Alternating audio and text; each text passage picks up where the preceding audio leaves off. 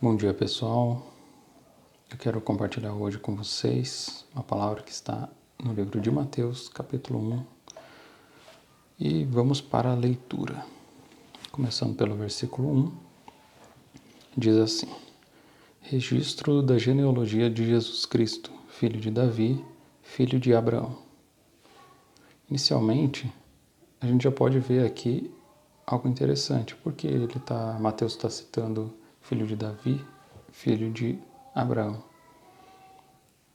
A gente pode lembrar, por outras escrituras, que a Bíblia fala que sobre o descendente de Davi, sobre o rei que viria da linhagem de Davi, e mais para trás ainda na história, sobre a promessa que Deus fez a Abraão, que a sua descendência, por meio da sua descendência, todas as famílias da terra seriam abençoadas. E se a gente lê todo esse relato da promessa de Deus feita a Abraão, e a gente pode ver que claramente se tratava de Jesus. Então o escritor ele começa por Abraão, a descrever essa genealogia aqui. Muitas vezes para nós é meio chato, tediosa, mas é bom prestar atenção porque tem várias coisas interessantes aqui. Então vamos começar a ler. Então no versículo 2 fala que Abraão gerou Isaac, Isaac gerou Jacó, Jacó gerou Judá e seus irmãos. Então aqui já é outra coisa, que é interessante nesse versículo, que Abraão teve a promessa de Deus. Ele teve Isaac, e de Isaac Jacó, e Jacó teve 12 filhos. E um deles era Judá, e nem era o mais velho. Mas é interessante como a linhagem da bênção acompanha essa família de Judá. E continuando ali no versículo 3, ele fala: Judá gerou Pérez, cuja mãe foi Tamar. Gerou Pérez e Zerá, e cuja mãe foi Tamar. E Tamar quem que era? Era a nora, de Judá. Houve toda uma situação em que o marido da Tamar, um dos filhos de Judá, morreu.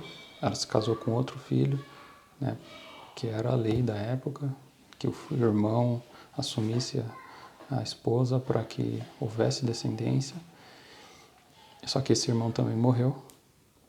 E existia um outro irmão mais novo que iria assumir isso, só que ele precisava crescer ainda, era criança. E com o passar do tempo, isso não aconteceu mesmo, e a Tamar, percebendo que esse jovem já tinha crescido e não tinha sido dada como esposa para ele, ela fez todo um esquema para que ela pudesse se encontrar com Judá, e através de um relacionamento ali, que Judá não sabia que era ela acabou engravidando e gerou Pérez e Zerá. E esse Pérez continua a genealogia. Então a gente vê que na genealogia de Jesus houveram vários problemas familiares que a gente vai ver ainda alguns que aconteceram aqui. Então na sequência ele diz que Pérez gerou Esrom, Esrom Arão, Arão Aminadab, Aminadab gerou Naasson, Naasson gerou Salmão, Salmão gerou Boaz, cuja mãe foi Raabe. Raabe, para você que não se lembra, quando o povo de Israel foi conquistar a Terra Prometida, a primeira cidade que ele teve que conquistar ali foi Jericó. Ela tinha muros fortificados e tudo mais. E quando os espias foram lá ver como é que era essa cidade, eles se abrigaram. Quem abrigou eles foi a Raabe, que era uma prostituta. E por ter feito isso, por ter providenciado recursos e moradia e segurança para esses espias, ela foi preservada na destruição de Jericó, quando os muros caíram. Depois de todo o ato que Deus mandou fazer ali, ela foi preservada da destruição. E ela teve um filho chamado Boaz, que né, é da genealogia de Jesus. E Boaz gerou Obed, cuja mãe foi Ruth. Então, que é uma outra situação familiar também, de uma mulher que era estrangeira, né, e cujo marido era a descendência israelita,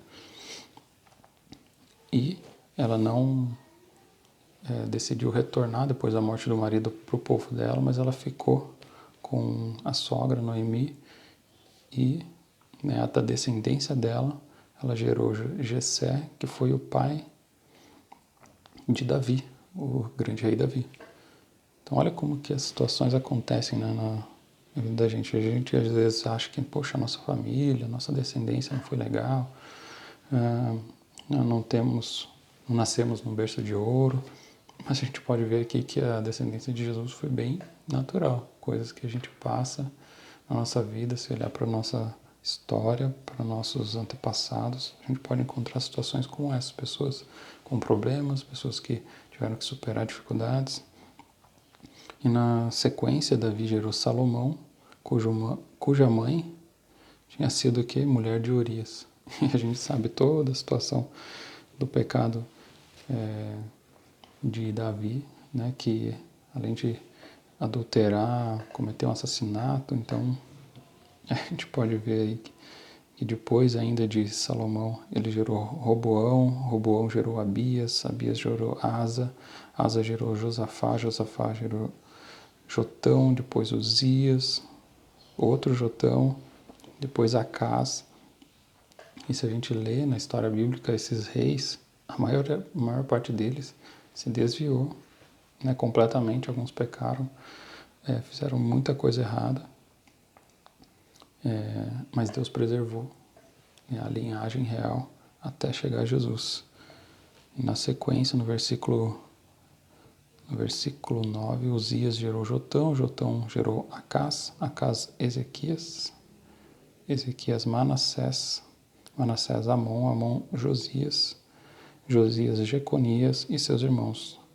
E no tempo do exílio da Babilônia. Então, houve toda essa situação do exílio da Babilônia. E depois do exílio, no versículo 12, Jeconias gerou Salatiel, Salatiel Zorobabel, Zorobabel Abiúde, Abiúde Eliaquim, Eliaquim Azor, Azor Sadoc, Sadoc Aquim,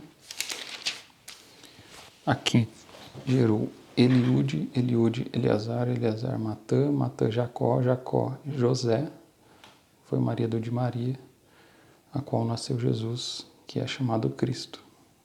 Então, no versículo 17, ele finaliza esse trecho dizendo que, assim, ao todo houve 14 gerações de Abraão até Davi, 14 de Davi até o exílio da Babilônia e 14 do exílio até o Cristo.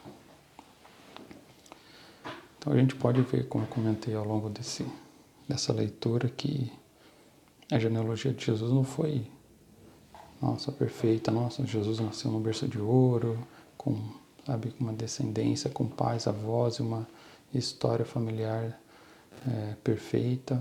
E muito pelo contrário, houveram pessoas totalmente diferentes, às vezes de origem estrangeira, às vezes que cometeram grandes pecados, se afastaram de Deus. Mas a semente da promessa de Deus que estava lá em Abraão, ela chegou até Jesus. E nele nós temos a mesma promessa, né? Todos aqueles que são nascidos de Deus, todos aqueles que são feitos filhos de Abraão pela fé, né, que Abraão teve, nós compartilhamos dessa mesma semente de bênção por meio de Jesus Cristo. Então essa palavra que eu queria compartilhar com vocês hoje. Deus abençoe e até o próximo vídeo. Tchau!